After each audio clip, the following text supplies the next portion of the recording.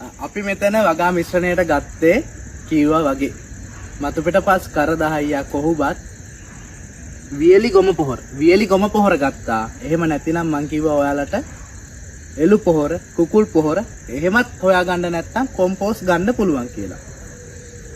ගොම පොහොරම ගන්න ඕනේ කියලා නෙවෙයි.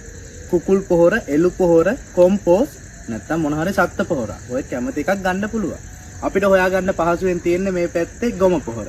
ඉතින් අපි එකතු කරගත්තේ ගොම පොහොර. ගොම පොහොර ගොඩක් හොඳයි. මිත්‍රවරුනි අපි මෙතන මිශ්‍රණ 4ක් ගත්තනේ. ඩොලමයිටුත් එකතු කරගත්තා.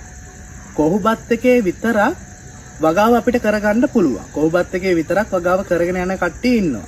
ඉතින් මිත්‍රවරුනි අපේ අත්දැකීමත් එක්ක දැනට වසර 7ක පමණ කාලක ඉඳන් අපි නයිමිරිස් වගාව කරගෙන එනවා. අපේ අත්දැකීමත් එක්ක අපි වගා බඳුන් මිශ්‍රණය හදාගන්නේ මෙන්න මේ විදිහට. මේක ගොඩක් සාර්ථකයි. කොහොබත් එකේ විතරක් වගා කරන කට්ටිය ඉන්නවා. කොහොබත් එකේ විතරක් කරනකොට ඒ පොහොර යන්න ඕන පොහොර ෂෙඩියුල් පවා වෙනස් වෙනවා. ඉතින් අපිට සාර්ථක ක්‍රමය තමයි අපි ඉදිරිපත් කරේ. කොහොබත් එකේ විතරක් උනත් කරන්න පුළුවන්.